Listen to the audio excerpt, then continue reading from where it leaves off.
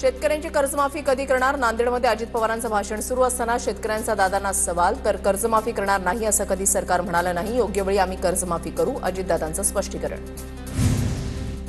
धाराशिवमध्ये कृषी मंत्री भरणेंच्या आढावा बैठकीमध्ये शेतकऱ्याचा आक्रोश. अतिवृष्टी आणि पुरामुळे झालेल्या नुकसानीची भरपाई न मिळाल्यानं शेतकरी आक्रमक. सरकारचा शेतकऱ्यांवर अन्याय सुरू, शेतकऱ्याचा आरोप. जालन्यामधल्या बंजारा उपोषणकर्ते विजय चव्हाणांनी उपोषण सोडलं. संजय राठोड, पंकजा मुंडे, अर्जुन खोतकरांच्या शिष्टमंडळाच्या चर्चेला यश. मुख्यमंत्र्यांसोबत भेटीचं पंकजा मुंडेंकडून उपोषणकर्त्यांना आश्वासन. नांदेडच्या देगलूरमध्ये अजित पवारांच्या उपस्थितीमध्ये पक्षप्रवेश सोहळा. देगलूरचे माजी नगराध्यक्ष लक्ष्मीकांत पदंबार यांचा पवारांच्या राष्ट्रवादीमधून दादांच्या राष्ट्रवादीमध्ये प्रवेश. राष्ट्रवादीचे नेते भास्करराव पाटील खतगावकर अजित पवारांच्या कार्यक्रमाला अनुपस्थित.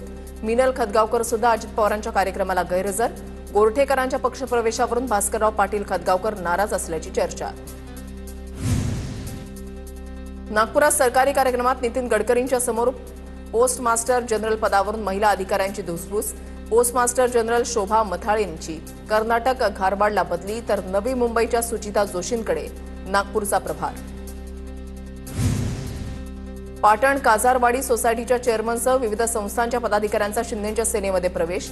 मंत्री शंभूराज देसाई यांनी त्यांचे स्वागत केलं.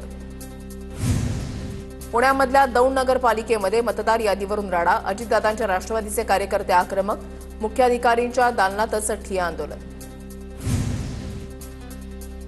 नंदुरबार जिल्ह्यामध्ये महायुती होणार. राष्ट्रवादीचे जिल्हाध्यक्ष डॉक्टर अभिजित मोरे यांचा दुजोरा. नंदुरबार जिल्ह्यामध्ये स्थानिक स्वराज्य संस्थेच्या निवडणुका महायुती म्हणून लढणार असल्याचे जवळपास निश्चित.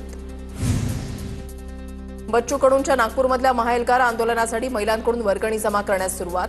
बच्चू कडू यांच्याकडून 28 ऑक्टोबर रोजी नागपूर इथे महाएल्गार मोर्चाचं आयोजन. घरोघरी जाऊन झोळीमध्ये वर्गणी गोळा करण्याचं काम सुरू.